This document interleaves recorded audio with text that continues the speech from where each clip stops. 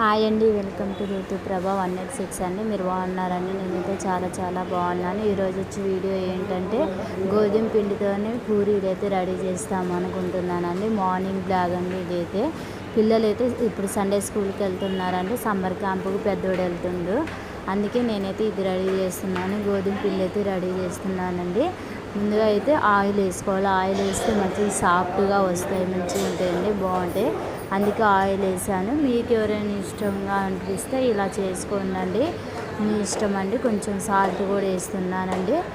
Salt అయితే రుచికి తగ్గట్టు మనం వేసుకోవాలి, మన ఇష్టం అండి. అది చాలా అంటే చాలా బాగుంటాయండి. ఇంట్లో గోధుమ పిండితో ఎన్ని రకాలుగా చేసుకోవచ్చు అనండి, మీ ఇష్టం అండి. ఈరోజు అయితే అసలు మా బావ అయితే మార్నింగ్ అయితే టిఫిన్ ఏం చేస్తావని అడిగితే నేనైతే ఏం మాట్లాడలేదు, కానీ అనుకోకుండా ఇంట్లో పిండి ఉండేసరికి దవదవ అయితే ఇది రెడీ చేస్తున్నాను. పిల్లలకి లేట్ అవుతుందని దవదవ అయితే చేస్తున్నానండి. చాలామంది అయితే ఏంటి ఇలా చేస్తున్నారు, ఈ వీడియో ఇలా చేస్తారా అని అనుకుంటారేమో, కానీ ఇది మా రొటీన్ బ్లాగ్ కాబట్టి మేము ఇలా చేస్తున్నామండి. మా వీడియోలు మీకు నచ్చుతాయండి, కాకపోతే కొంచెం తేడాగా చేస్తాము. సోడా పిండి కూడా వేసుకుంటే బాగుంటాయి, అందుకే సోడా వేసానండి.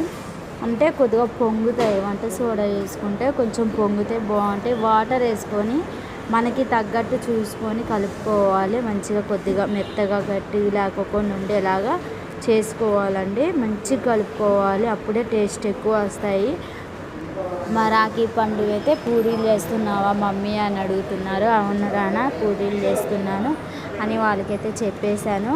మా బావ టిఫిన్ అయితే అడిగిండు, కానీ ఇంత మట్టికి లెగలేదండి అసలు.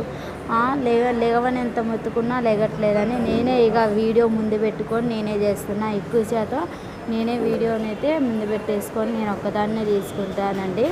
నా వీడియో తీసేటప్పుడు చాలా అటు ఇటు తిప్పుకొని చేసుకోవటం చాలా కష్టంగా అనిపించింది. నేనైతే పొడిపిండి కొద్దిగా అంతా ఏరే గిన్నెలోకి తీసుకుంటున్నాను. పొడిపిండి తీసుకుంటే మనం చపాతీలు చేసేటప్పుడు పొడిపిండి వేసుకొని చేసుకుంటే చెక్క మీద అతక్కోకుండా మంచిగా వస్తాయి, ఈజీగా వస్తాయి. అందుకే చేస్తున్నాను. మా అమ్ములు కూడా హాస్టల్ నుండి అయితే వచ్చేసిందండి. మా ఖుషి రాఖీ అయితే కిచెన్లోనే ఉంటున్నాను. మనం ఆ రౌండ్ షేప్లో చిన్నగా రౌండ్లో చేసుకుంటే మంచిగా వస్తాయండి. మా అత్తయ్యకి అయితే కొద్దిగా ఒంట్లో బాగోట్లేదు, హాస్పిటల్కి వెళ్దాం అనుకుంటున్నా కానీ కుదరవట్లేదండి. నేను చాలాసార్లు వీడియోలో కూడా చెప్పాను కదా, మా అత్తయ్యకి అయితే మేమే చూసుకోవాలి, మేమే చేసుకోవాలి, అన్నీ చేసుకోవాలి కదా. అందుకే మేము కొద్దిగా డబ్బులు రెడీ చేసుకున్న తర్వాతనే మేము చూపించుకుంటామండి. అని మా బావ అయితే డబ్బులు లేవని అయితే ఇవాళైతే కొద్దిగా ఆగిండండి. రేపైతే హాస్పిటల్కి వెళ్తాను నేను మా అత్తయ్యని తీసుకొని. మా అత్తయ్యకి అయితే చాలా పాపం బాధపడుతుంది. కాళ్ళు కొద్దిగా వాపు వచ్చాయి, ఎందుకో తెలియదు కానీ వాపు వచ్చాయండి. ఇప్పుడైతే ఆయిల్ అయితే వేడి చేసుకోవాలని స్టవ్ ముట్టిస్తున్నానండి. ఆయిల్ వేడి చేసుకుంటారు.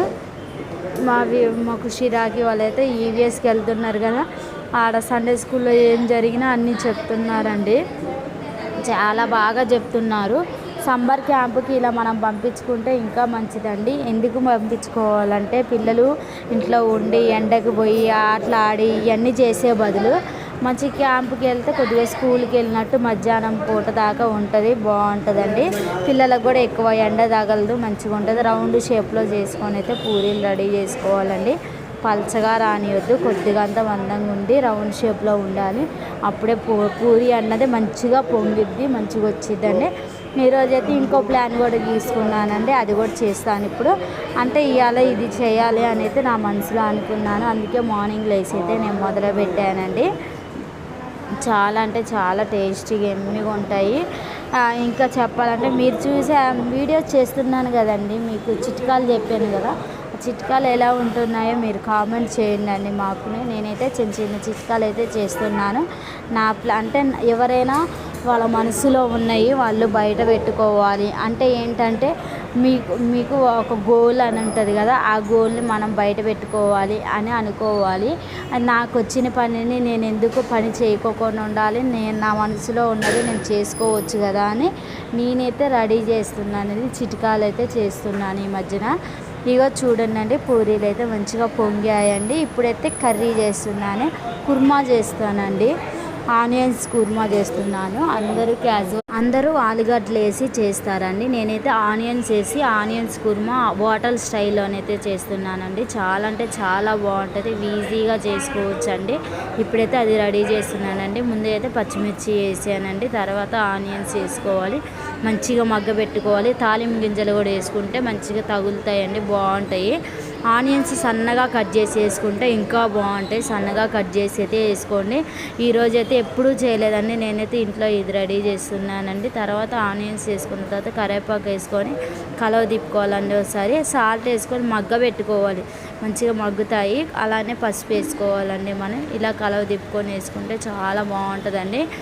శనగపిండి అన్నది నేను ముందుగానే తెచ్చి పెట్టుకున్నానండి. శనగపిండి కూడా కలుపుకుంటాను.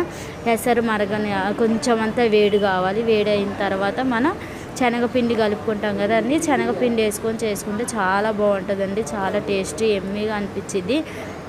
అందుకే నేనైతే ఇప్పుడు శనగపిండి ఒక బౌల్ తీసుకొని దాంట్లోకి వేస్తున్నానండి. ముందు వాటర్ పోసి అయితే వేయకూడదండి.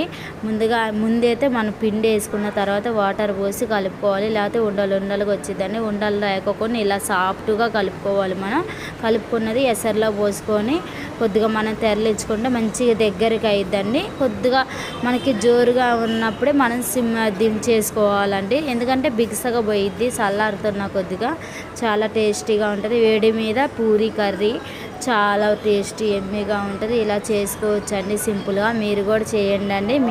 ఈ వీడియో మీకు నచ్చినట్టయితే లైక్ చేయండి. వేరే వాళ్ళకి కూడా మీరు షేర్ చేయండి, కొత్త వారికి షేర్ చేయండి. ఈ వీడియో ఎలా ఉందో కూడా ఒక కామెంట్ అయితే, ఒక లైక్ అయితే చేయండి. ఓకే అండి, బాయ్ బాయ్.